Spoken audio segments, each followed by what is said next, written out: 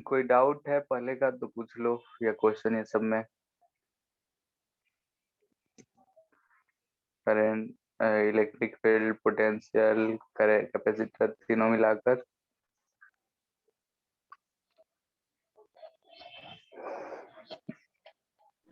Sir doubt एक दो दिन बाद ले सकते हैं क्या, क्योंकि अभी मतलब बहुत ज़्यादा कंप्लीट नहीं हुआ है, मतलब कैपेसिटर्स का बाकी है अभी।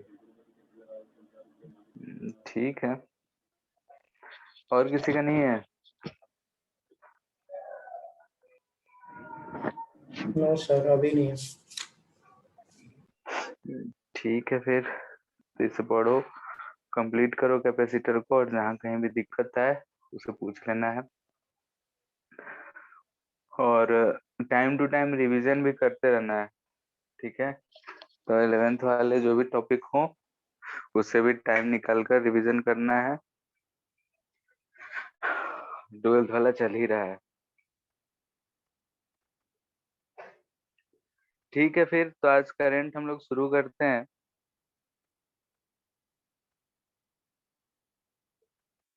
तो इलेक्ट्रिक करंट,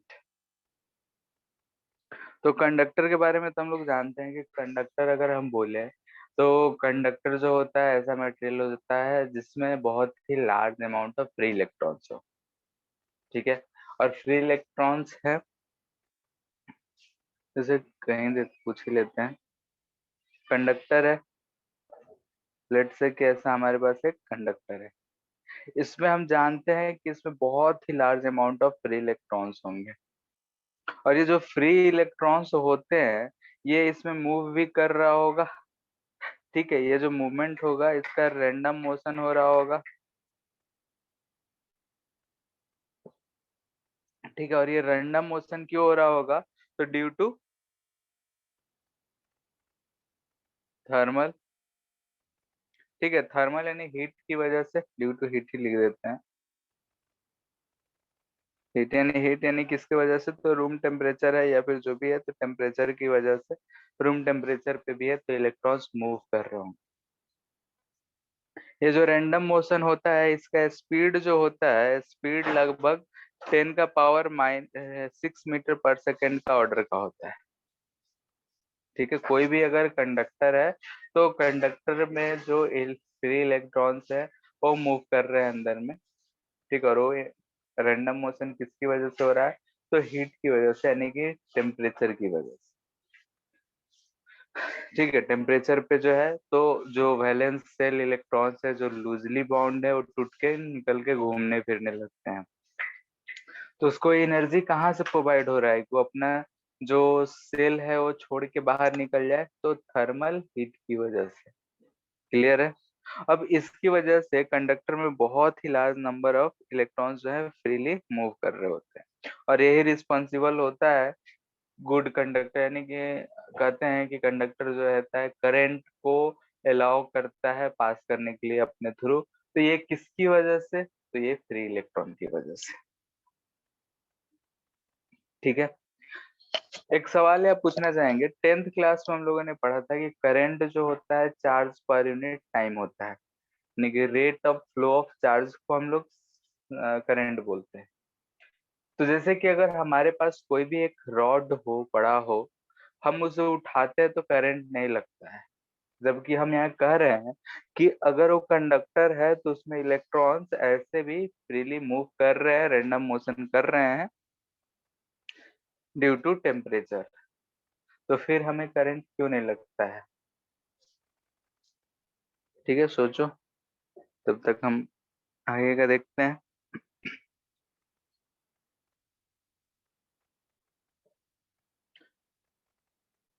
सवाल क्लियर है? नो ठीक है, सर। सवाल ये है कि अगर हमारे पास एक रॉड है, लेट से कहीं भी पड़ा हुआ है, हम उसे टच करते हैं तो हमें बिजली का झटका लगता है क्या? नहीं लगता है, ठीक है? लेकिन हम यहाँ बोल रहे हैं कि अगर एक रॉड पड़ा हुआ है तो उसमें जो इलेक्ट्रॉन्स हैं वो फ्रीली मूव कर रहे हैं। अब इलेक्ट्रॉन्स मूव कर रहे हैं नहीं, चार्ज मूव कर रहा है। और जबकि हम लोग पढ़े हैं current is equal to charge by time होता है, जो भी खुद पढ़ने वाले हैं, तो फिर क्यों नहीं करंट लगता है? यही सर सवाल करंट था। लगता है लेकिन उसका मैग्नीट्यूड इतना कम रहता है कि हम लोग को फील नहीं होता।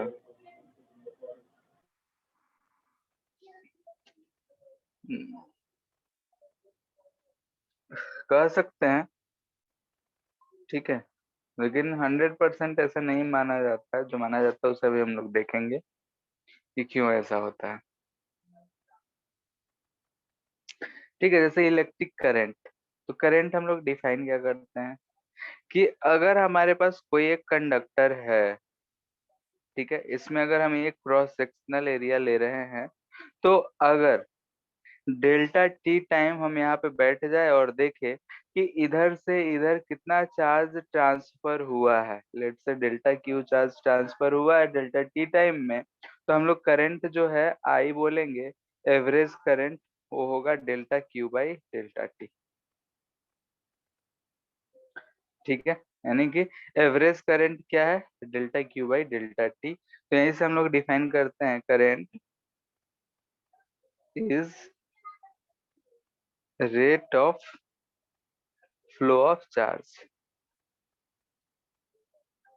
ठीक है, चार्ज के फ्लो होने का रेट को हम लोग करंट कहते हैं, या चार्ज पर यूनिट टाइम जो है किसी भी क्रॉस सेक्शन से। तो यहाँ पे हमें एक क्रॉस सेक्शन दिख रहा है,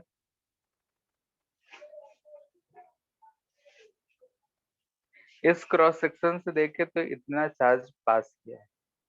ठीक है, लेकिन अगर हम ऊपर वाले केस में कंसीडर करें तो रैंडम मोशन की वजह से क्या होता है कि जो अगर हम ये क्रॉस सेक्शन पे बैठ जाए तो डेल्टा टीम टाइम में देखते हैं तो इधर से इधर अगर डेल्टा क्यू चार्ज गया है तो इधर से इधर भी डेल्टा क्यू चार्ज आ गया, तो नेट फ्लो ऑफ गया। जैसे हम क्यू की टर्म में ले रहे हैं तो इधर भी क्यू इधर भी क्यू, तो यहाँ से डेल्टा क्यू क्या बोलेंगे कि जीरो हुआ है, तो यहाँ से करंट हम क्या बोलते हैं, जीरो। ठीक है, क्योंकि उस केस में क्या होता है कि एक जगह से इलेक्ट्रॉन गया तो उसकी जगह पे दूसरा भी आ जाता है, तो नेट फ्लो हम बोलते हैं कि जीरो है। तो नेट फ्लो के कारण जो है हमें दोनों डायरेक्शन में मिलकर अपोज होता है, कैंसल आउट हो जाता है, तो हमें करंट नहीं मिलता। ठीक है, तो वही रीजन है कि वहां पे करंट नहीं लगता है। अब यहाँ पे इलेक्ट्रिक करंट बोल रहे हैं कैसा है, तो ये तो है कि एवरेज, लेकिन किसी इंस्टेंट की बात करें यानी कि इंस्टेंटेनियस करंट की बात करें। सर हाँ, सर रीजन एक बार और बता दिए ना। रैंडम मोशन हो रहा है तो कुछ चार्ज इधर से इधर गया है, कुछ चार्ज इधर से इधर आया है, एक पर्टिकुलर डायरेक्शन में चार्जेस मूव नहीं कर रहे। तो इस क्रॉस सेक्शन के अक्रॉस में हमने जब देखा डेल्टा टी टाइम में, तो टोटल चार्ज ट्रांसफर कितना हुआ, जीरो। रैंडम मोशन की वजह से क्या होता है कि टोटल चार्ज ट्रांसफर जीरो होता है। नेट डिस्प्लेसमेंट अगर आप चार्ज की बात करें तो भी जीरो होता है। तो इफेक्टिव जो हमारा चार्ज मूवमेंट है वो जीरो होता है, इस वजह से हम बोलते हैं कि करंट नहीं। ठीक है, यस सर। अब यहाँ पे इंस्टेंटेनियस करंट कहना हो तो क्या कहेंगे बताओ। dq by dt।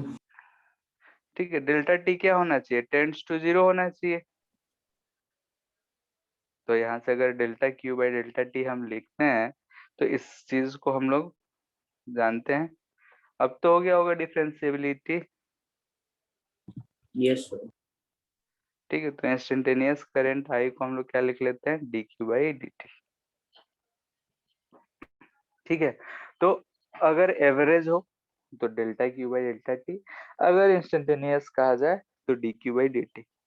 दोनों में अंतर है, एवरेज यानी कि कुछ टाइम इंटरवल दिया रहेगा, इंस्टेंटेनियस यानी कोई पर्टिकुलर टाइम दिया रहेगा। करंट का यूनिट बता सकते हो,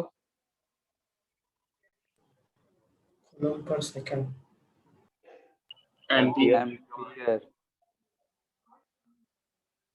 कूलम पर सेकंड इसलिए नहीं कर रहे हैं क्योंकि एम्पियर खुद एक फंडामेंटल यूनिट था, पढ़े थे 7 fundamental yes sir, unit, yes sir.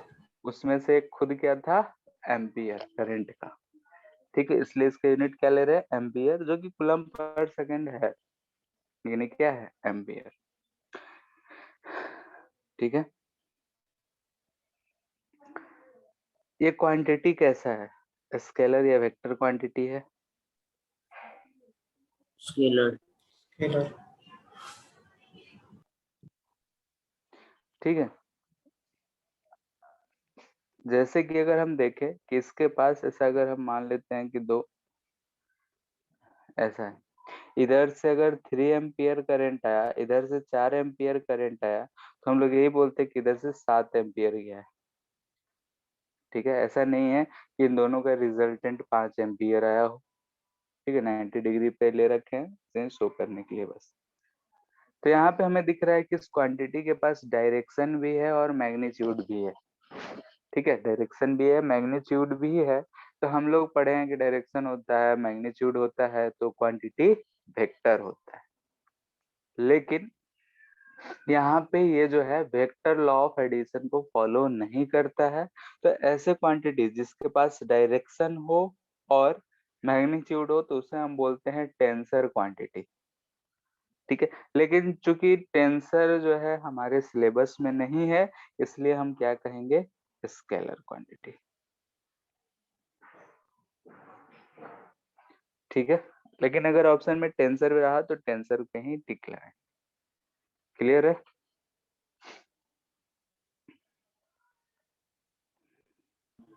Yes sir. Second, अगर हम मान लें कि हमारा जो वायर है यूनिफॉर्म नहीं है, ठीक है, जैसा पाइप होता है ऐसा है, यानी कि यहाँ का एरिया अगर हम A1 देख रहे हैं तो क्लियरली हमें एरिया 2 से जो है ये, यहाँ पे अगर करंट I1 फ्लो हो रहा है और यहाँ पे करंट I2 फ्लो हो रहा है, तो I1 और I2 में हम क्या कमेंट कर सकते हैं? दोनों बराबर होगा, अलग अलग होगा, क्या होगा, बराबर। कौन सा ज्यादा?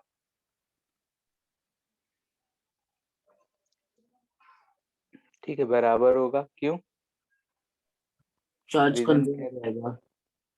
चार्ज कंजर्व रहेगा। ठीक है, अगर यहाँ से किसी डेल्टा टी टाइम की बात कर रहे हैं, तो अगर यहाँ से अगर डेल्टा क्यू चार्ज गया है, तो उतने ही समय में यहाँ देखेंगे तो यहाँ से भी डेल्टा क्यू चार्ज ही बाहर निकलना चाहिए। अगर ऐसा नहीं होगा, यानी कि बीच वाले पोर्शन में कुछ चार्ज स्टोर हो रहा है। अगर वैसा होगा कि मान लेते हैं यहाँ पे चार्ज इकट्ठा होगा, तो ज्यादा चार्ज इकट्ठा होगा, कोलिजन होगा और आग लग जाएगा।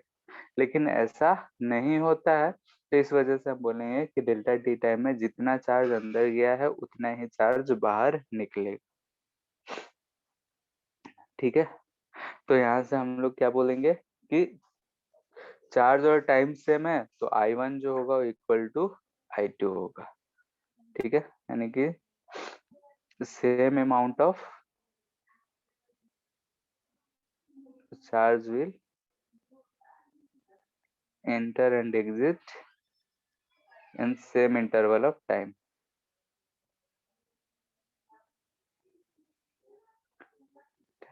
ठीक है, सेम इंटरवल ऑफ टाइम में, तो यहाँ से हम लोग बोलते हैं कि चार्ज कंजर्व्ड है।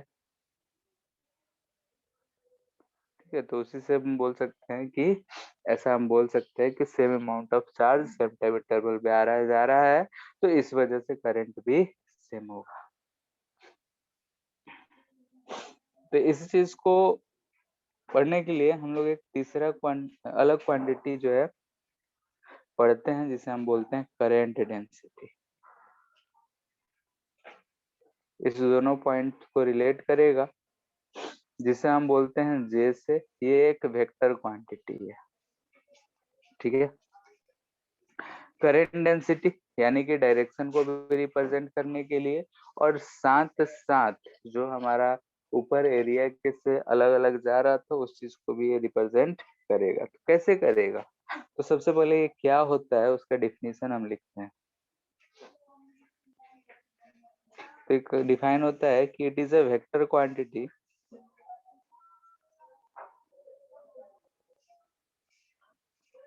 whose magnitude is equal to current per unit area.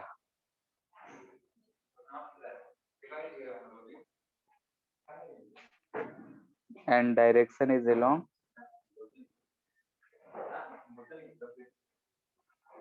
flow of current.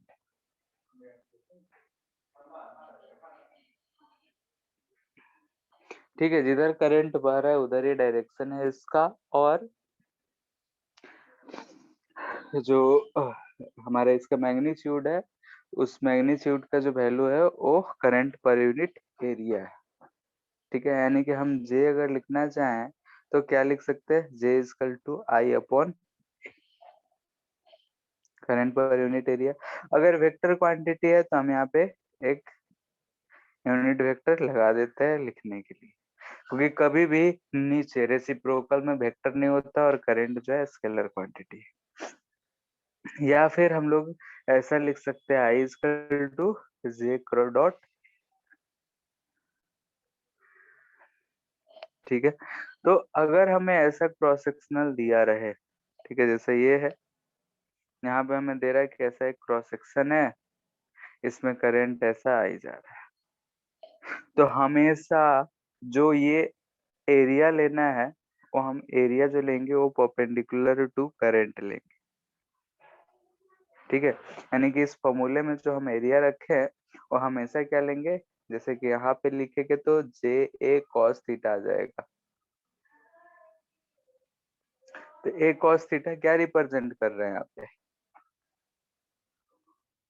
ये चीज कि अगर हम यहाँ पे एक ऐसा एरिया ले लें, ठीक है, एरिया परपेंडिकुलर टू करंट, तो इसका एरिया अगर ए कह रहा है, ये एंगल अगर हम देखें कि दोनों के बीच में एंगल थीटा है, तो ये भी एंगल थीटा होगा, और इसका अगर हम ए डैश ले तो ए डैश जो दिख रहा है हमें ए ऑफ कॉस थीटा दिख रहा है, तो ए डैश को हम बोल रहे हैं ए परपेंडिकुलर, यानी कि एरिया परपेंडिकुलर टू करंट। ठीक है, डायरेक्शन नहीं बात कर रहे, एरिया सरफेस, क्योंकि हम लोग जानते हैं कि जब वेक्टर क्वांटिटी लेंगे तो वेक्टर जो होता है सरफेस से परपेंडिकुलर होता है, उसके बीच में हमें एंगल 0 दिख रहा है। ठीक है, तो यहाँ पे जब भी यूज करना होगा तो हम लिखेंगे आई अपॉन एरिया परपेंडिकुलर, यानी कि I upon A of cos theta. Clear है इतना? तो जे एक जो है वेक्टर क्वांटिटी है, वेक्टर क्वांटिटी यानी कि हम डायरेक्शन को रिप्रेजेंट करने के लिए इसे किए हैं, और दूसरा कि अगर हम एरिया से रिलेट करें तो हम कैसे कर सकते हैं, उस चीज के लिए इसे डिफाइन करा गया है। अब जैसे ऊपर वाला सवाल था, उसमें अगर हम देखें, यहाँ पे अगर हम J1 बोले, यहाँ पे J2 बोले, तो हमने देखा कि अगर यहाँ I1 है, यहाँ I2 है, ये एरिया A1 है, ये A2 है, तो A1 ग्रेटर देन A2 हमें दिख रहा है, I1 जो है इक्वल टू I2 है, तो J1 और J2 में अगर हम रिलेशन देखेंगे तो J2 जो होगा ग्रेटर देन J1 होगा, क्योंकि इनवर्सली प्रोपोर्शनल टू एरिया है। ये सेम वैसा ही रिप्रेजेंट कर रहा है जैसा कि हम लोग वेलोसिटी के बारे में पढ़े थे, कि अगर पाइप से पानी जा रहा है और हम पाइप का मुंह को छोटा कर दे तो जो स्पीड है वो बढ़ जाता है। क्यों? तो वहां पे हमने देखा था कि same amount of water will travel in same amount of time. अगर सेम अमाउंट ऑफ टाइम की बात करें तो सेम अमाउंट ऑफ वाटर बाहर जा रहा था, यहाँ पे चार्ज जा रहा है। क्लियर है इतना? Hello, Yes, sir. ये चीज पहले बताना था लेकिन छूट गया, तब बता देते हैं, सबको पता ही होगा। कन्वेंशनल डायरेक्शन ऑफ करंट क्या होता है, बोलो। Direction of flow of positive charge. ठीक है, in the direction of flow of positive charge. ठीक है, यहाँ पे क्या हम बोल सकते हैं कि पॉजिटिव चार्ज जो है हायर टू लोअर पोटेंशियल होता है, तो करंट भी किधर से किधर, हायर टू लोअर पोटेंशियल। इसी को अगर हम निगेटिव चार्ज के टर्म में बोले तो इन द अपोजिट बोल सकते हैं, direction of flow of negative charge, यानी कि opposite to lower to higher potential. बात सब एक ही है, लेकिन अलग अलग जगहों पे अलग अलग टर्म यूज कर लिया जाता है, तो सब चीज को समझना है। पॉजिटिव चार्ज हमेशा खुद से अगर मूव करेगा तो हायर पोटेंशियल से लोअर पोटेंशियल जाएगा, नेगेटिव चार्ज उसके अपोजिट डायरेक्शन जाता है, तो पॉजिटिव चार्ज की डायरेक्शन में या फिर opposite direction of negative charge. See, positive charge होता तो अगर हम किसी इलेक्ट्रिक फील्ड में पुट करते तो उसी डायरेक्शन में मूव करता, नेगेटिव चार्ज उसके अपोजिट डायरेक्शन। तो इलेक्ट्रिक फील्ड के टर्म में बोल सकते हैं कि I is in direction of opposite to, नहीं, in direction as electric field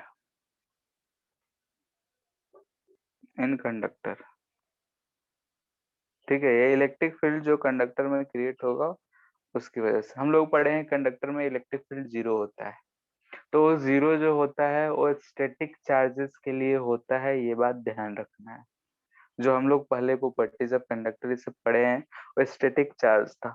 यहाँ चार्ज जो है मूव करेगा, तो उसकी वजह से यहाँ पे इलेक्ट्रिक फील्ड अंदर में है, रह रहा है।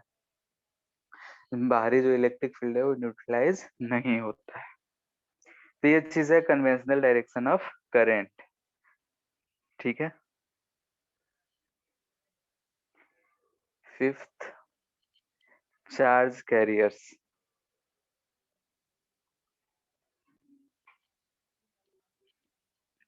ठीक है, चार्ज कैरियर्स। तो यहाँ पे हम लोग समझते हैं पहले कि अगर जो करंट है वो कैसे वर्क करता है, कोई भी अगर बल्ब है तो कैसे जलता है।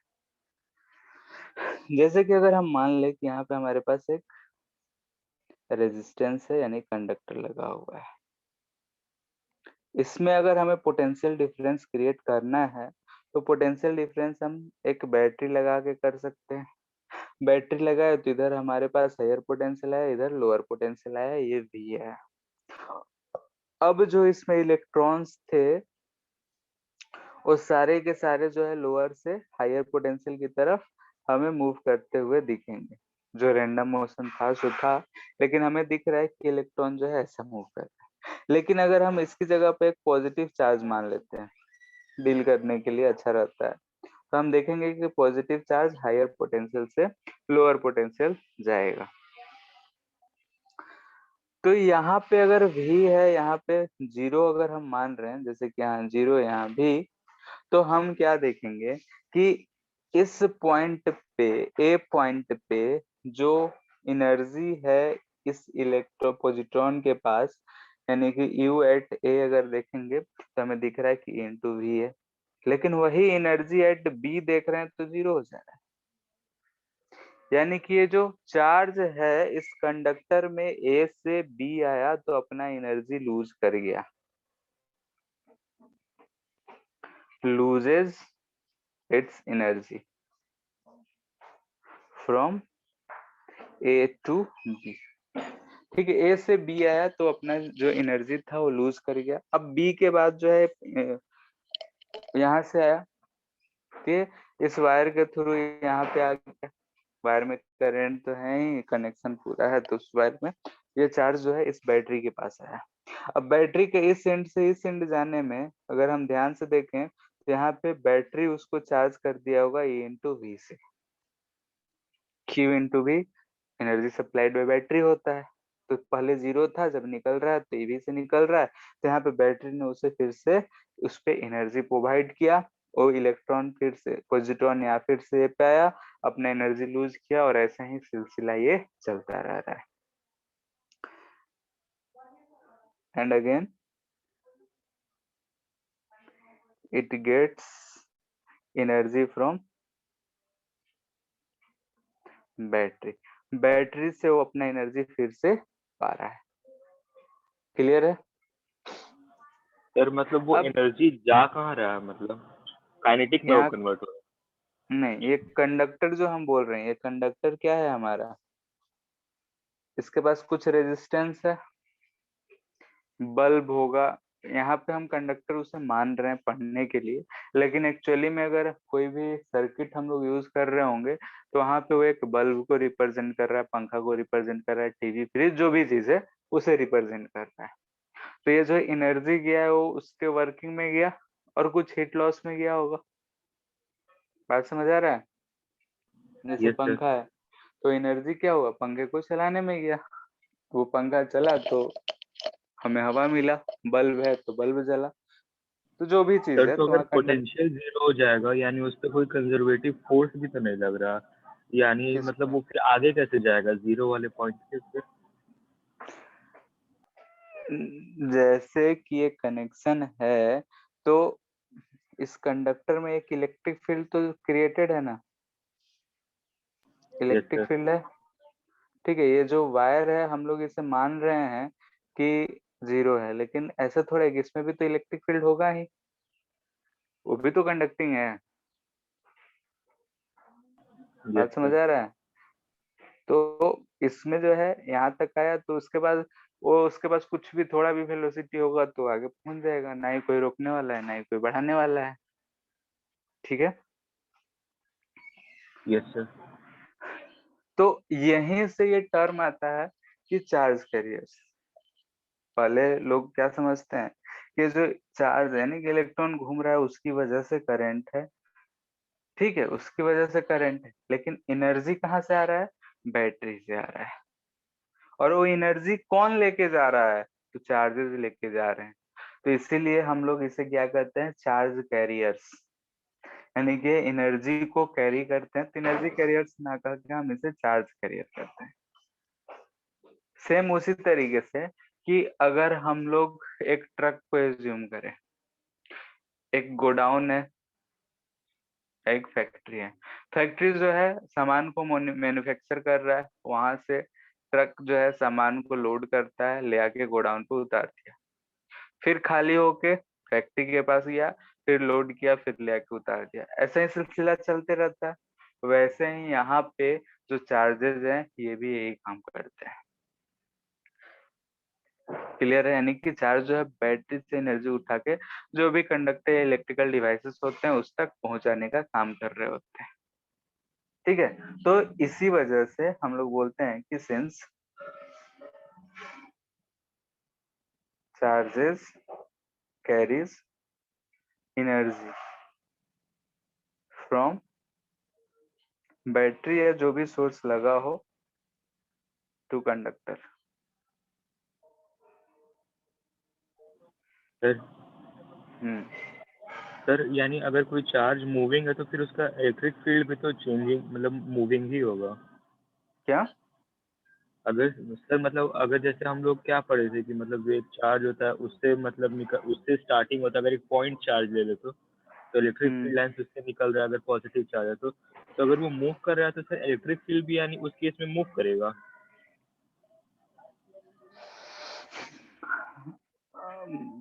मूव करेगा मतलब हम समझे नहीं। जैसे सर एक मतलब वहाँ पार्टिकुलर चार्ज की अगर हम बात कर रहे हैं तो जो इलेक्ट्रिक फील्ड है वो तो वेरी करेगा ही। जैसे हम एक सिंगल सा पॉइंट चार्ज ले रहे हैं, ठीक है, हम बोल दे इसके पास v वेलोसिटी, तो जो इलेक्ट्रिक फील्ड जनरेट हो रहा है इस पार्टिकल में, इस स्पेस में, वो भी वेरी करेगा। Yes sir. जैसे जैसे आगे जाएगा वैसे वैसे वो क्या होगा, हर पॉइंट पे वेरी कर रहा है। Yes sir. ठीक है, तो वेरी करेगा। साथ में ये जो चार्ज है अगर यूनिफॉर्म स्पीड से है तो मैग्नेटिक फील्ड भी जनरेट करता है। ठीक है, और वो जो मैग्नेटिक फील्ड जनरेट हो रहा है वो किसकी वजह से हो रहा है, तो जो वेरिंग इलेक्ट्रिक फील्ड है ना उसी की वजह से हो रहा है। तो सब हम लोग आगे देखेंगे, इलेक्ट्रोमैग्नेटिक वेव तक जाता है ये सब। ठीक है, कि जो वेरिंग इलेक्ट्रिक फील्ड है उसकी वजह से एक मैग्नेटिक फील्ड जनरेट होता है, वो भी वेरी कर रहा होता है, तो वेरिंग मैग्नेटिक फील्ड भी इलेक्ट्रिक फील्ड जनरेट कर रहा होता है। तो इलेक्ट्रोमैग्नेटिक वेव के लिए इसी वजह से उसे किसी मीडियम का रिक्वायरमेंट नहीं होता है, क्योंकि दोनों एक दूसरे को डिस्टर्ब करते हुए आगे बढ़ते चला जाता है। ठीक है, तो सब बात की कहानी है, इतना बात क्लियर है? Yes sir. ठीक है, तो इसलिए इसे हम लोग कहते हैं चार्ज कैरियर्स।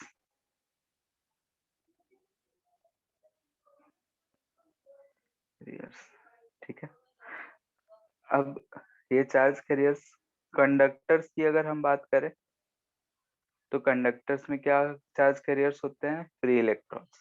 ठीक है, हम भले ही पूरे चैप्टर में पॉजिटिव चार्ज मान के पढ़ेंगे, लेकिन एक्चुअली में क्या मूव कर रहे होते हैं? इलेक्ट्रॉन्स। अब चूंकि जब ये सब थ्योरी आया था उस समय इलेक्ट्रॉन का खोज नहीं हुआ था, तो लोग पॉजिटिव ही मान के सारे थ्योरी बता दिए। उसके बाद आया तो बस कंसेप्ट को मान लिए, लेकिन जो कन्वेंशन था उसे आज तक फॉलो करते आते हैं। ठीक है, वही अगर हम इलेक्ट्रोलाइट लें, सर ऐसा नहीं बोल सकते कि मतलब हम लोग मतलब जब इलेक्ट्रिक फील्ड डिफाइन करते हैं या मतलब पोटेंशियल डिफाइन करते हैं तो पॉजिटिव चार्ज के लिए करते हैं, इसीलिए हम लोग पॉजिटिव चार्ज को मानते हैं। क्यों? कह सकते हैं, जैसे शुरू से हम लोग क्या करते आ रहे हैं? पॉजिटिव के लिए ही करते आ रहे हैं। ठीक है, तो इसीलिए वही कन्वेंशन को हम फॉलो करते जा रहे हैं और कुछ नहीं है। ठीक है, हार्ड एंड फास्ट रूल नहीं है, लेकिन हर जगह किया जा रहा है तो इसलिए हम भी कर रहे हैं। ठीक है, अब इलेक्ट्रोलाइट, इलेक्ट्रोलाइट क्या होता है पता है? Yes sir. सॉल्यूशन कुछ होता है, जैसे कि अगर H2SO4 का बोले तो इस H2SO4 है तो इसमें आयंस होंगे H+ So, SO4 2-, तो वही रिस्पॉन्सिबल होंगे इसमें करंट का। ठीक है, अगर इसमें हम ऐसे रॉड डालते हैं या बल्ब लगाते हैं तो ये अंदर में जो चार्ज ये करंट ions. मूव कर रहा है वो क्या रिस्पॉन्सिबल होते हैं यहाँ पे? आयंस, पॉजिटिव एंड नेगेटिव दोनों, सेमीकंडक्टर्स। अगर सेमीकंडक्टर रहा हमारे पास तो वहां पे ये जो फ्री इलेक्ट्रॉन्स होते हैं, सेमीकंडक्टर एक ऐसा मटेरियल होता है जो बोल सकते हैं सेमी कंडक्टिंग होता है, यानी कंडक्टिंग भी होता है लेकिन वो लिमिटिंग होता है। तो इसमें जो चार्ज कैरियर्स होते हैं वो फ्री इलेक्ट्रॉन्स बोलते हैं एंड होल्स बोलते हैं। होल्स क्या होते हैं तो उसके बारे में हम लोग पढ़ेंगे चैप्टर नंबर 14 एनसीईआरटी के हिसाब से सेमीकंडक्टर में। ठीक है, ठीक है, तो यहाँ पे हम लोग सिर्फ इंट्रोडक्शन देख रहे हैं। अभी तक हम लोगों ने यही देखा कि करंट क्या होता है। करंट का अगर हमें डायरेक्शन यानी कि वेक्टर क्वांटिटी में रिप्रेजेंट करना होगा तो हम एक करंट डेंसिटी के नाम से एक फिजिकल क्वांटिटी पढ़ते हैं, उससे रिप्रेजेंट करेंगे। चार्ज कैरियर्स जो होते हैं अलग अलग में अलग अलग हो सकते हैं, कंडक्टर्स में फ्री इलेक्ट्रॉन, और इस चैप्टर में हम लोग कंडक्टर्स पे ही फोकस्ड रहेंगे, तो कंडक्टर में ही हम लोग देखेंगे फिर conventional direction of flow of current क्या होता है। ठीक है, बाद में किसी को नो सर। ठीक है, तो सिंपल सिंपल एक दो क्वेश्चन करते हैं।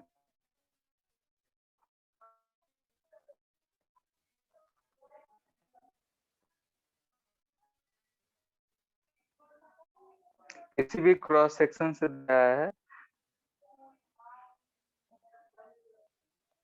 तो हमें पूछ रहा है करंट पता करो, किसी एक कोई सा भी क्रॉस सेक्शन एज्यूम कर लो कि 2 सेकंड में कितना करंट है और 2 सेकंड पे कितना करंट है, दोनों में अंतर क्या है सबको पता है।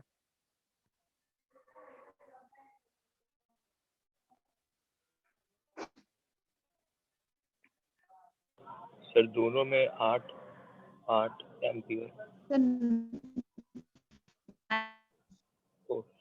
No sir. आप क्या हो रहा है दोनों में? सर वो लिखा थोड़ा बाद में रहा था इसीलिए।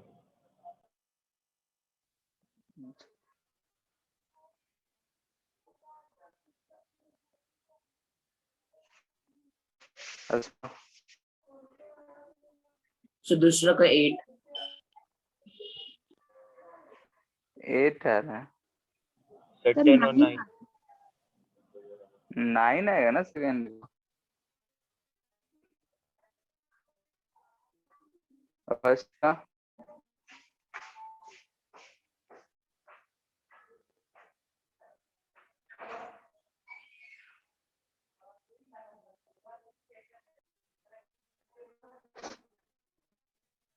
यहाँ देखो, अगर हम फर्स्ट के लिए कर रहे हैं 18 तो इन 2 सेकेंड 18 पहला का नहीं,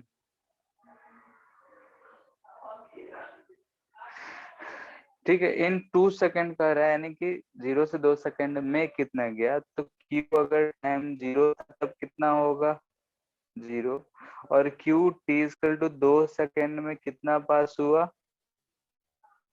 8 2। तो मेरे पास क्या होगा, क्या लेंगे इसमें, इसमें पूछ रहा है एवरेज करंट, एवरेज करंट यानी कि टोटल चार्ज कितना 10/5 एम्पियर। सर आपका वॉइस सही सेकेंड नहीं में आ क्या रहा। बोल रहा है, हेलो, आवाज कट रही है क्या? यस ये सर, उस सर समय कट रहा था। अभी ठीक है? हेलो, ये सर। फर्स्ट केस में बोल रहा है हमें कि 2 सेकंड में, यानी कि 0 से 2 सेकंड में कितना करंट, यानी कि हम अगर 0 से 2 सेकंड में कितना चार्ज पास किया है वो पता कर लेते हैं। तो हमें टोटल चार्ज मिला, टोटल टाइम है, तो ये हमें क्या पूछना चाह रहा है, एवरेज करंट। तो एवरेज करंट क्या होता है, टोटल चार्ज जितना भी ट्रांसफर हुआ है डिवाइड बाय टोटल टाइम। ठीक है, कुछ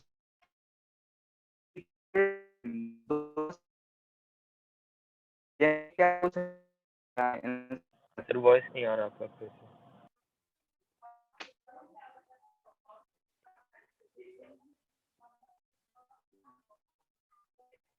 हेलो, Yes sir. आ रहा है Yes sir. अभी, दोनों समझ में आया?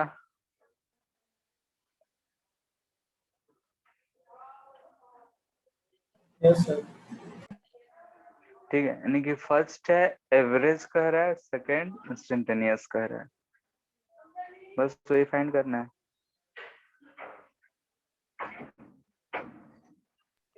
सर सेकंड का 5.9 इंटू 10⁻19।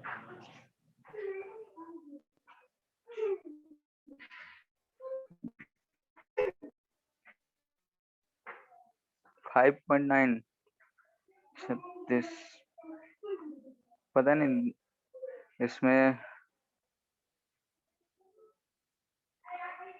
6/e दे रखा है।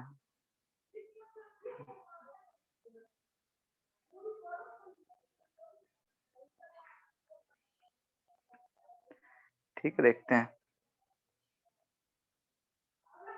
सेकेंड आ गया सबका।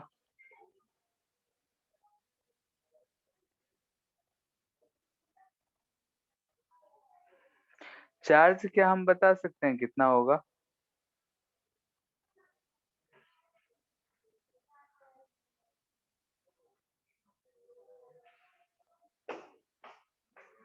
ले लेंगे, तो यहाँ से Q इक्वल टू कितना आ जाएगा बोलो, 2t²/2 प्लस t, 0 से 2 पुट करेंगे, ये 2 2 गया, 4 2 6 कूलम, यही आ रहा है। ये सर। Q जो होता है इंटीग्रल मल्टीपल ऑफ E होता है, यानी कि यहाँ से हम n अगर लिखेंगे तो क्या लिखेंगे, Q/E, यानी 6/E। 1/E का वैल्यू होता है 6.25 इंटू 10 का पावर 18 इंटू 6, इतने इलेक्ट्रॉन्स जो भी पूछा है। क्लियर है अब जो भी सॉल्व करके आए?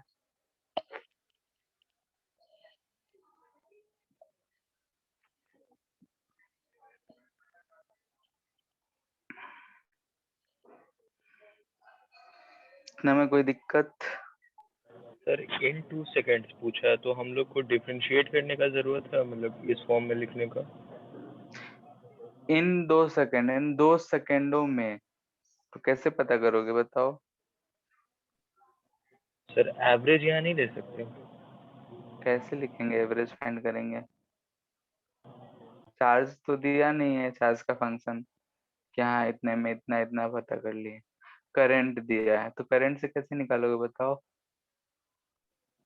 सर एवरेज करंट को करंट Q/T बस पुट करके। तो Q इंटू टी करेंगे तो कैसे करोगे? 2t² plus T? नहीं, वैसे नहीं आएगा। टाइम के साथ वेरी कर रहा है ना करंट, कांस्टेंट तो नहीं है। यूनिफॉर्म रहता तो I इंटू टी कर देते। यस ठीक है, सर। यहाँ पे यूनिफॉर्म नहीं है इसलिए हम नहीं कर सकते हैं। टाइम के साथ वेरिएबल है। Yes sir.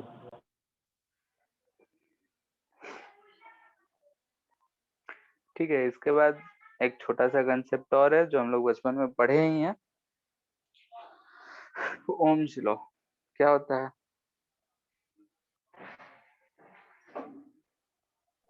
P is equal to I R. V is equal to I है, यानी कि यही कहते हैं कि अगर हमारे पास कोई एक कंडक्टर है एट अ कांस्टेंट टेम्परेचर, अगर हम इसे किसी भी एक बैटरी से कनेक्ट कर दें, यानी कि इसके क्रॉस का पोटेंशियल अगर V है, इससे करंट जो I बह रहा है, तो यही कहते हैं कि एट कांस्टेंट टेम्परेचर ये जो I है it is proportional to V होगा। यही कहते हैं, इसी चीज को हम लोग क्या बोलते हैं? Ohm's law. वर्ड में लिखा है या चलेगा? चलेगा सर। चलेगा सर। ठीक है, तो क्या होगा Ohm's law? That constant temperature through a conductor current is directly proportional to potential difference across it. यही है स्टेटमेंट। इससे वर्ड में ऐसा हम लिख सकते हैं, at constant temperature I is directly proportional to V across any conductor. जिसे हम क्या लिख सकते हैं, और इसे ही क्या लिख सकते हैं? V by I is equal to constant. ठीक है, यानी कि V बाई आई का रेशियो जो है उसे हम कांस्टेंट लिख रहे हैं, और ये जो V बाई आई का रेशियो कांस्टेंट है, इससे हम लोग क्या नाम देते हैं कि ये किसके बराबर होगा? रेजिस्टेंस के बराबर होगा। R क्या है? ठीक है, यहाँ पे अगर ध्यान से एक चीज देखो तो यहाँ दिख रहा है कि डज नॉट डिपेंड ऑन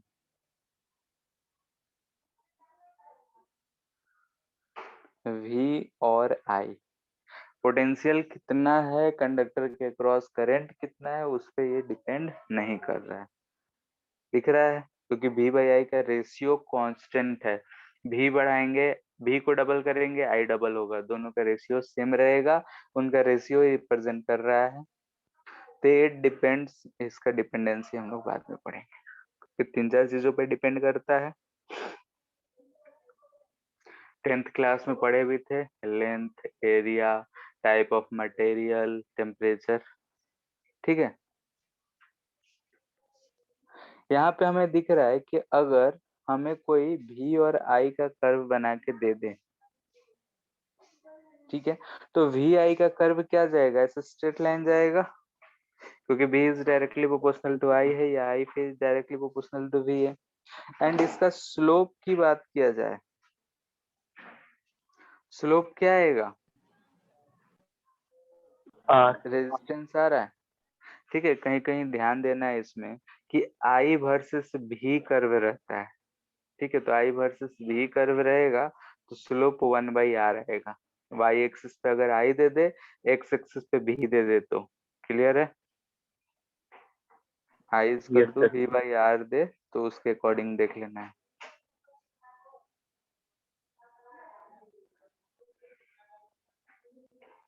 ठीक है, इस रेजिस्टेंस को कैसे रिप्रेजेंट करते हैं? ऐसा, ठीक है। अगर ये 1 पॉइंट है, ये 2 पॉइंट है, इससे करंट आई जा रहा है, ये रेजिस्टेंस आर है, तो हम लोग यहाँ पे जो ओम्स लॉ लगाएंगे वो क्या लिखेंगे? V1 माइनस V2 is equal to I into R. यानी कि जो V है वो क्या रिप्रेजेंट कर रहा है कि इस रेजिस्टेंस के अक्रॉस पोटेंशियल डिफरेंस कितना है, उस चीज को रिप्रेजेंट कर रहा है। ठीक है, और करंट हमेशा किधर से किधर जाएगा? हायर पोटेंशियल से लोअर पोटेंशियल। कोई दिक्कत? जैसे इस पे कुछ एग्जांपल्स देख लेते हैं। यहाँ पे बोल रहा है 2 वोल्ट है, इधर से करंट 1 एम्पियर जा रहा है, ये 10 ओम है, तो इस पॉइंट ए का पोटेंशियल कितना होगा?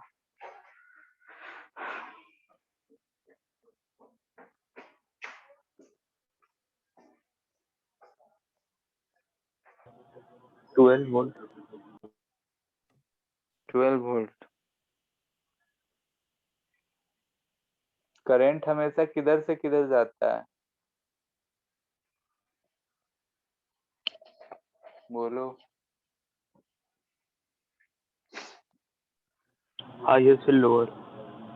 तो यहाँ पे 2 जो है हायर है, इसके क्रॉस का डेल्टा भी कितना आएगा? तो I इंटू आर, 1 इंटू 10, यानी कि 10 वोल्ट का डिफरेंस होना चाहिए। और ये जो है ये क्या है? हायर है, तो इससे 10 लोअर कितना होगा?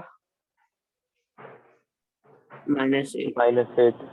-8 वोल्ट। क्लियर है? सो माइनस वोल्ट हो सकता है, हाँ, माइनस वोल्ट हो सकता है। माइनस वोल्ट पोटेंशियल है, किसी भी पॉइंट का रिप्रेजेंट हो सकता है, बैटरी से कनेक्ट किए होंगे, मे भी सर्किट का एक कोई पार्ट है। ठीक है, पोटेंशियल तो माइनस प्लस कुछ भी हो सकता है। ठीक है, सेकंड का कितना आ रहा है? 12। सेकंड का 12। ठीक है, ये 12 वोल्ट रहेगा, तो यहाँ का डेल्टा भी हमें दिख रहा है 10 वोल्ट। ठीक है, ये हायर पे है, ये लोअर पे है।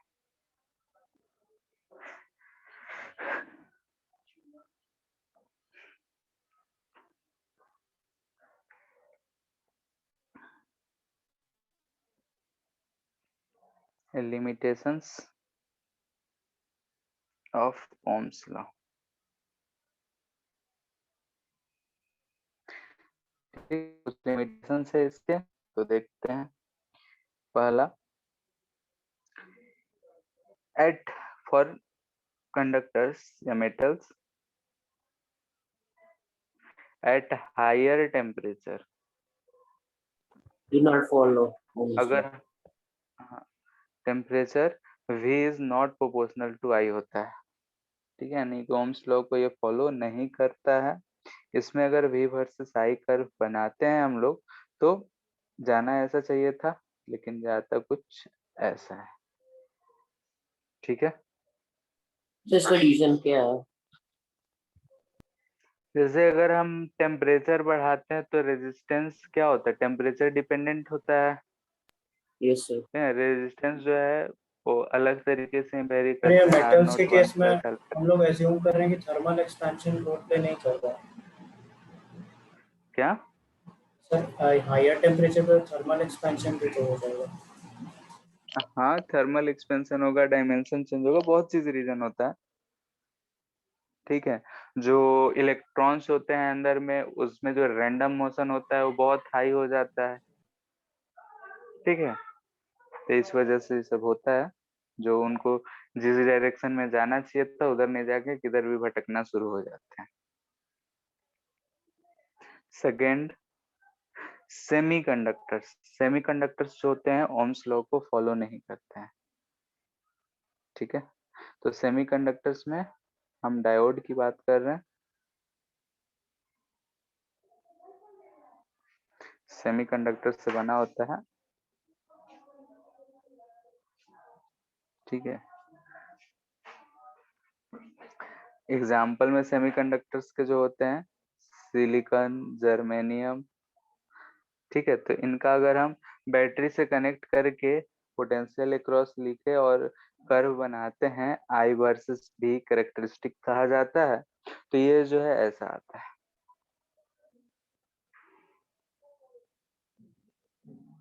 ठीक है, इस तरीके का आता है। इसमें दिख रहा है कि V is not proportional to I है।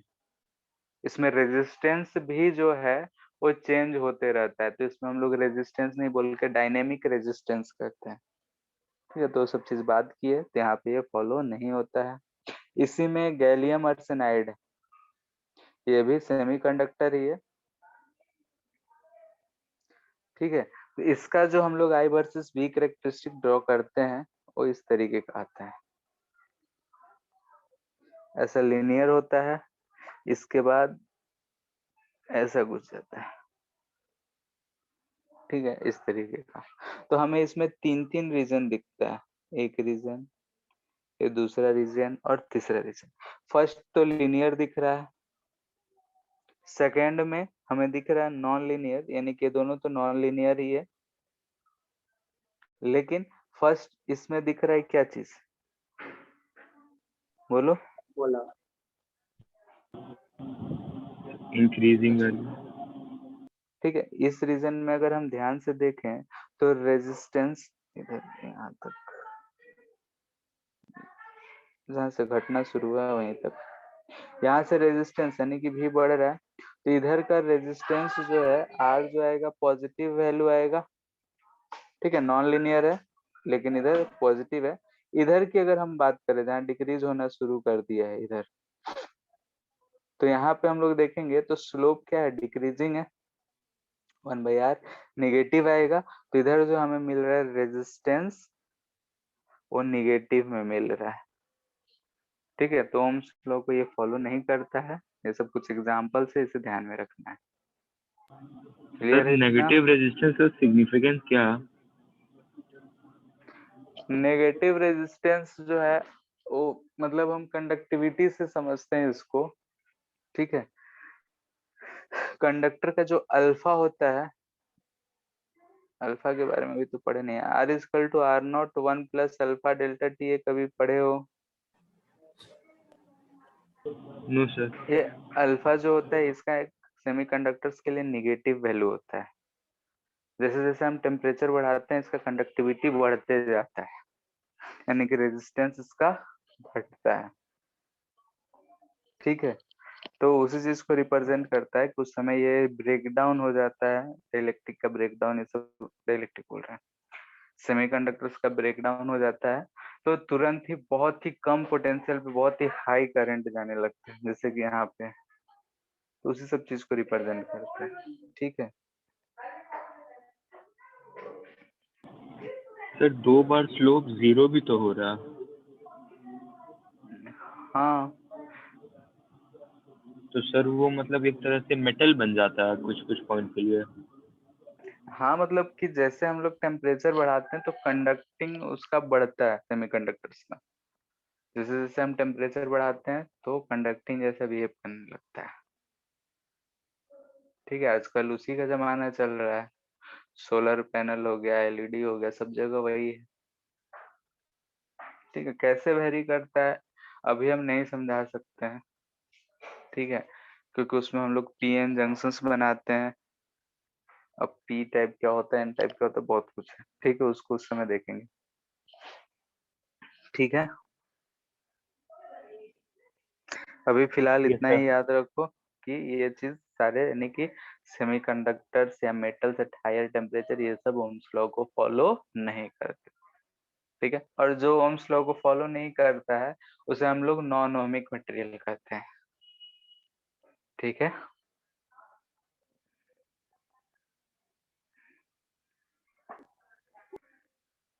सर इतना बाद में सुपर कोई कंडक्टर दिक्कत? क्या होता है?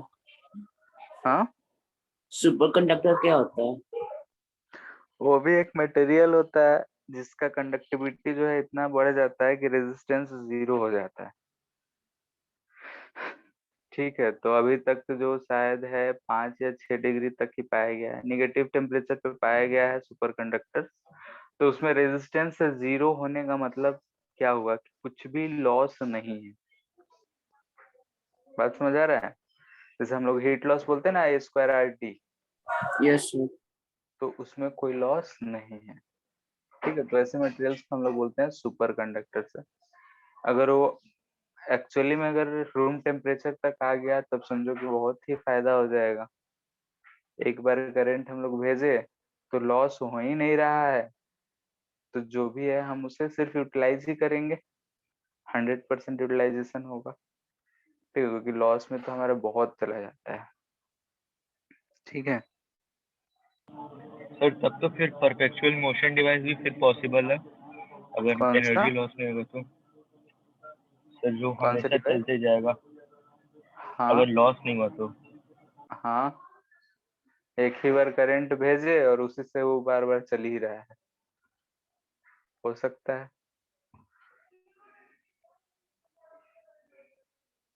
ठीक है, इतना बाद में किसी को दिक्कत? No sir. ठीक है, तो इतना कुछ है। इसके बाद 10th क्लास में एक चीज और पढ़े थे, बैटरी। बैटरी क्या करता है? पोटेंशियल डिफरेंस बनाता है। ताकि इलेक्ट्रॉन्स यानी फ्लो करें। पोटेंशियल डिफरेंस बना रहा है कि करंट जो है फ्लो करना शुरू कर जाए। ठीक है, यानी कि चार्जेस जो है वो कंडक्टर में फ्लो करे। चार्ज अगर फ्लो करने लगा तो मतलब करंट है। यानी कि हमारा जो है, जैसा कि अगर सेम पोटेंशियल पे रहे तो चार्ज फ्लो नहीं करेगा। जैसा कि वाटर है, उसे अगर हमें टंकी में भरना हो तो हम लोग मोटर की सहायता लेते हैं। नल में पानी भी आया अगर ग्राउंड फ्लोर पे, तो अगर 2 मंजिला 3 मंजिला पे चढ़ाना हो तो हम लोग मोटर लगा देते हैं, मोटर खींच के ऊपर पहुंचा देता है। ठीक है, यानी कि मोटर जो है वही वर्क करता है उसे ऊपर ले जाने में। वैसे ही यहाँ पे बैटरी भी वर्क कर रहा है, यानी कि जब इलेक्ट्रॉन लोअर एनर्जी पे आ जा रहा है तो उस इलेक्ट्रॉन को खींच कर ये फिर से हायर लेवल पे ले जाने का काम करवा रहा है। ठीक है, क्लियर है इतना? बैटरी के बारे में और थोड़ा बहुत चर्चा करेंगे हम लोग आगे, जब वहाँ थोड़ा बहुत देखेंगे charging and discharging of battery, तो कैसे वर्क करता है, इंटरनल रेजिस्टेंस क्या होता है, वो सब चीज देखेंगे, तो वहीं पे हम सारा कुछ डिस्कस कर लेंगे। ठीक है, तो ये सारे आज जो हम लोग पढ़े हैं ये बेसिक बेसिक चीजें हैं जो हम लोग लगभग चीज पहले से भी जानते थे। नया में सिर्फ एक चीज पढ़े हैं, वो है करंट डेंसिटी। बाकी तो हमको लगता है कि पहले से पता ही होगा। ठीक है, अब इसके आगे जो है वो है हमारा ड्रिफ्ट स्पीड, ये सब चीजें, तो उसमें टाइम लगेगा, तो उसे आज रहने ही देते हैं। ठीक है, नेक्स्ट क्लास से शुरू करेंगे। कुछ डाउट है तो पूछ लो। सर 1 एम्पियर का डेफिनेशन क्या होगा? अगर एक कूलम चार्ज 1 यूनिट टाइम में जाए तो उसे 1 एम्पियर है। सर पर एनसीईआरटी में ठीक कुछ है, इस तरीके से।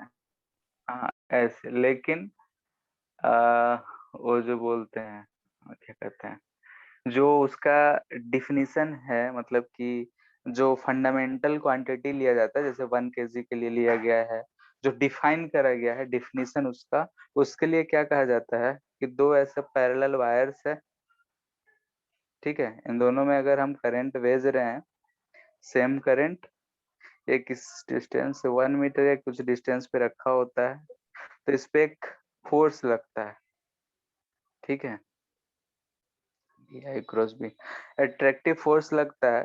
तो ये जो फोर्स है, फोर्स का कुछ मैग्नीट्यूड होता है, तो जितने करंट के लिए मैग्नीट्यूड लगेगा उसी को हम लोग बोलते हैं 1 एम्पियर।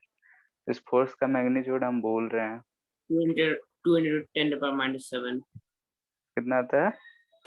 2 into 10⁻⁻7।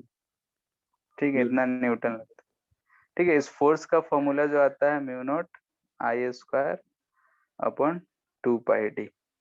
ठीक है, डिस्टेंस जो भी रहे, ये चीज लिखते हैं फोर्स पर यूनिट लेंथ। तो इसका वैल्यू अगर इतना आता है तो उसी चीज से बोलते हैं। तो ये सब चीजें हम लोग फोर्स हम लोग पढ़ेंगे मैग्नेटिज्म में, मैग्नेटिक इफेक्ट की वजह से ये फोर्स आता है, तो वहां पे इसका डेफिनेशन बोलेंगे।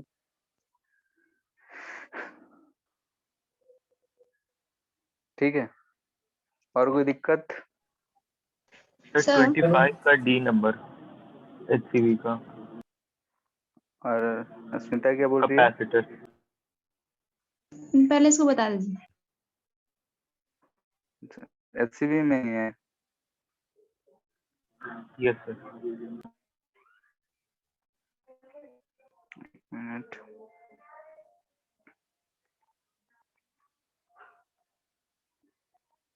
पेज नंबर कितना है?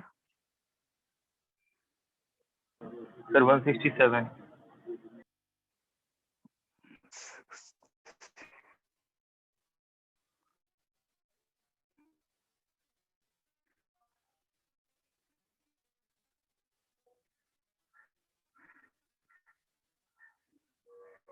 क्वेश्चन नंबर 25 का डी पार्ट। 25 का डी। ए और बी का बिटवीन पोटेंशियल डिफरेंस पता करना है, तो क्या दिक्कत है इसमें? सर वो समझ नहीं आ रहा है कि मतलब कैसे बनेगा, क्योंकि मतलब बार बार आंसर कुछ अलग ही आ जा रहा। केवीएल लगा सकते हो, कैसे लगा सकते हो?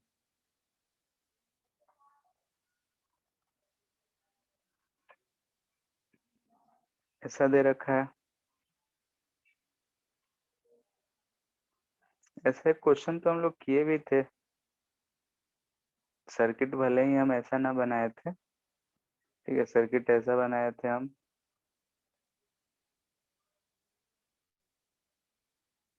याद है? यहाँ सर ऐसा। बस थोड़ा बहुत दिक्कत हो रहा है KCL KVL लगाने में, बस तो इसीलिए नहीं बना। ठीक है, ऐसा ही सर्किट दे रखा है, ये पॉइंट ए है और ये पॉइंट बी है। ठीक है, ये 6 वोल्ट है, ये 12 वोल्ट है और ये 24 वोल्ट है। यहाँ पे 4 माइक्रोफेरेड, 2 माइक्रोफेरेड और ये 1 माइक्रोफेरेड। ठीक है, तो यहाँ पे अगर हम लोग देखें तो इधर का हम मान लेते हैं पोटेंशियल 0 है, तीनों जगह 0 होगा। यहाँ का 6 वोल्ट होगा, यहाँ का 12 वोल्ट होगा, यहाँ का 24 वोल्ट होगा। यहाँ का अगर हम x मान लेते, तीनों जगह x होगा। इस पे चार्ज अगर हम Q1 मानते हैं, इस पे Q2, इस पे Q3, तो इधर वाले पे -Q1, -Q2 एंड -Q3। पहले से चार्ज अगर 0 था तो बाद में भी 0 ही रहेगा, होगा? बोलो। तो यस सर। Q1 क्या लिखेंगे? 6 minus x into 4 plus 12 minus x into 2 plus 24 minus x into 1 equal to 0। यहाँ से हमें x का वैल्यू मिल जा रहा है कितना? 4 2 6 1 7, 7x equal to 24 24 24, 24 into 3, x equal to 72/7। यही आ रहा है, क्या और कुछ आ रहा है? Yes sir. कैलकुलेशन एक बार चेक करना है। हमें पता है क्या करना है, ए बी का पोटेंशियल डिफरेंस, इतना ही आंसर आ जाएगा।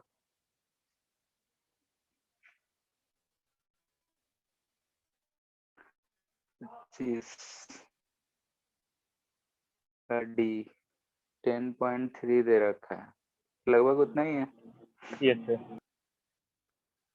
ठीक है, और ए भी बोल रहा है बी हायर है तो ए बी का माइनस आएगा। ठीक है, यस सर, समझ आ गया। अस्मिता यस सर। सर तुम्हारे क्या? हाँ, आप बताए ना अभी कि बैटरी के थ्रू चार्ज फ्लो होता है, मतलब बैटरी सोर्स है, तो जब हम लोग फोन हाँ। चार्ज करते हैं तो अडेप्टर से सोर्स कैसे? सोर्स नहीं है, एनर्जी का सोर्स है, इसका चार्ज का सोर्स नहीं है। ठीक है, अच्छा, हाँ बोलो। वही बोल रहे थे कि फोन चार्जिंग में अडेप्टर के थ्रू चार्ज कैसे फ्लो करता है, मतलब हम लोग मेनली एक बैटरी को चार्ज कर रहे होते हैं ना फोन में, एक बैटरी को, तो वही बोलना था। हाँ, नहीं तो चार्ज फ्लो कर रहा है, वो बस एनर्जी दे रहा है उस चार्ज को, और वो चार्ज जो है एनर्जी लेके फिर दूसरी जगह जाता है। तो अडेप्टर में क्या होता है कि करंट आ रहा है, यानी कि चार्ज फ्लो करते हुए आ रहा है। और एडेप्टर का काम होता है कि घर में एसी आता है, एसी को किस में बदल देता है, डायरेक्ट करंट में।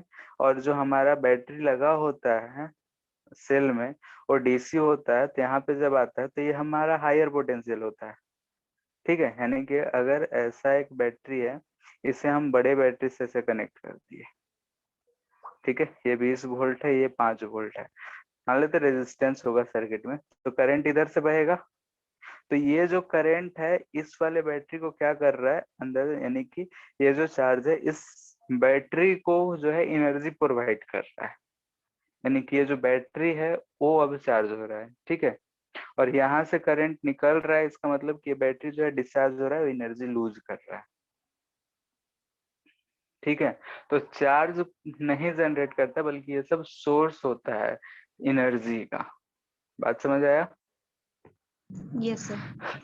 और अगर एक हम जो डीसी सोर्स की बात कर रहे हैं, तो उसमें जो करंट निकलता है, एनर्जी जो प्रोवाइड करता है, वो उसमें केमिकल रिएक्शंस होते हैं, उसकी वजह से होता है। जैसे बहुत सारे सेल्स पड़े हुए केमिस्ट्री में, डेनियल सेल्स, ड्राई सेल, पता नहीं क्या क्या सेल होता है। केमिकल इक्वेशन हो गया है चैप्टर? Yes sir. तो उसमें पढ़े होगे ना सेल के बारे में, नर्स्ट इक्वेशन, ये सब था शायद। यस सर, हो गया। हो गया। तो वहां जो रिएक्शन होता है, उस रिएक्शन से एनर्जी मिलता है, वही एनर्जी जो है चार्ज को प्रोवाइड होता है। तो थोड़ा बहुत हम लोग देखेंगे जब बैटरी के बारे में पढ़ेंगे डिटेल में। तो डिटेल में क्या सर तो पढ़ेंगे? एनर्जी किस फॉर्म में स्टोर होता है वहाँ पे? इलेक्ट्रिकल एनर्जी रहता, वहां तो केमिकल एनर्जी जो है इलेक्ट्रिकल एनर्जी में कन्वर्ट होता है। ठीक है, अब वहाँ केमिकल रिएक्शंस क्या होता है वो तुम लोग जानते हो मेरे से अच्छा। सर केवीएल केसीएल पे वर्कशीट बना के दे सकता है एरोडोक से। इरोडो से? यस सर, सिर्फ केवीएल केसीएल का। ठीक है, देख सकते हैं। कैपेसिटर वाला बताए थे क्या कि कौन कौन से क्वेश्चन करने हैं? No sir. ठीक है, आज फॉरवर्ड कर देते हैं। इरोडो से कैपेसिटर के जो क्वेश्चन करने हैं कर ही देते हैं।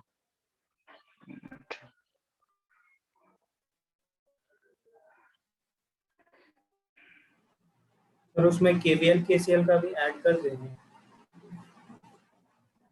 मतलब जो इम्पोर्टेंट है वो तो देखे थे, केवीएल केसीएल कौन सा है, केवीएल देखना केसीएल पड़ेगा। में ही प्रॉब्लम आता है। ठीक है, इसमें भी हम लोग बहुत यूज करेंगे केवीएल केसीएल, तो धीरे धीरे। इरोडो का कैपेसिटर चैप्टर का ये सारे क्वेश्चन करने हैं, रिलेवेंट है, बाकी नहीं करने हैं। ठीक है, और सर वो डाउट भेजे थे, ठीक वो है। एक बार देख चेक कर लीजिए। ठीक है, एक तो सर वो सिलेंडर वाला बन गया था, और एक जेई एडवांस 2015 वाला होगा वो शायद नहीं, वो नहीं बना। सिलेंडर वाला हो गया था। यस सर, सिलेंडर वाला हो गया था। और कौन सा? लास्ट में एक 2015 का होगा, थर्ड वाला अच्छा, पिक्चर। ये वाला। Yes sir. जो क्या कहते हैं, फ्लक्स निकलना था। Yes sir. यहाँ और पे सेट सिलेंड्रिकल ले लो। सर लेकिन सॉल्यूशन देखे तो इसमें ये क्या बोलते हैं, अपर व्यू से लिया गया, मतलब इस पूरे लाइन को एक पॉइंट चार्ज मान लिया गया, जिसके अबाउट निकालना, पॉइंट वही चार्ज कैसे कंक्लूजन बना हुआ होगा? था। सर पॉइंट चार्ज माना नहीं है, बट उसका टॉप व्यू ले लिया, और फिर वहां से थीटा निकाला कि किस थीटा पे ये इसका इलेक्ट्रिक फील्ड इससे जो देखो ऐसा किया होगा, ठीक है, जैसे कि ये हमारा सीट है, ऐसा ही सीट है, ठीक है। Yes, अगर हम इसे सिलेंडर में फिल करना चाहते हैं तो लेट से कि ये सिलेंडर का फ्रंट व्यू है, तो यहाँ पे ये थिन सीट ये एल लेंथ का है, तो हम यहाँ पे ऐसा एल लेंथ का ले लिए होंगे, ऐसा लेके सॉल्व किया होगा। बात समझ आ रहा है? yes, sir. जैसे ऐसा अगर सिलेंडर है तो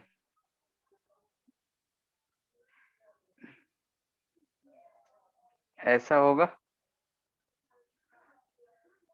ठीक है। ये जो लेंथ है वो कितना है, एल लेंथ है। बात समझ आ रहा है? Yes, sir. अब यहाँ पे जो है वो इस सिलेंडर से इसी तरीके से ये वायर जा रहा है, तो यहाँ से एल लेंथ का हम ये कितना लेंथ का जो है, ये शायद एल है तो ये बी है, जो भी है, ठीक है, ले सकते हो। Yes, sir. डायमेंशन खुद से देख लेना है।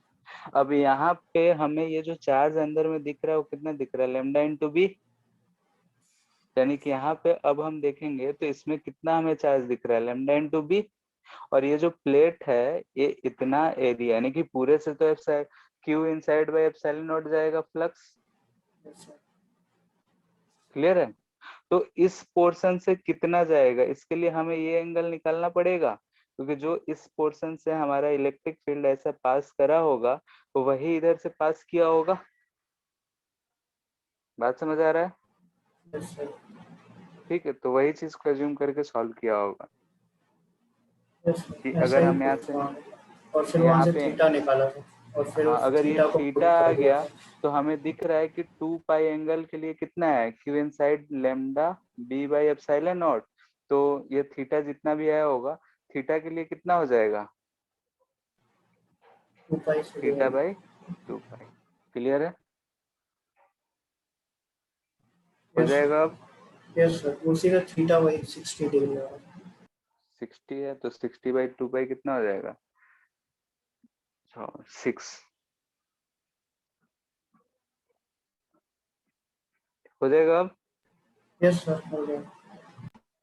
ठीक है, फिर आगे सब सॉल्व करो, और जहाँ जो दिक्कत हो उससे पूछ लेना। नेक्स्ट क्लास में हम लोग इससे आगे सॉल्व देखेंगे क्या होता है, यानी ड्रिफ्ट वेलोसिटी, ये सब चीज का चलेगा कि ड्रिफ्ट वेलोसिटी क्या होता है, ड्रिफ्ट वेलोसिटी के टर्म में करंट कितना होगा,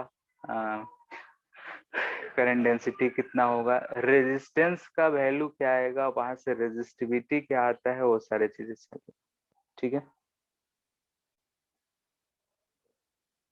Thank you, ठीक है sir. फिर। Thank you sir. Thank you सबको।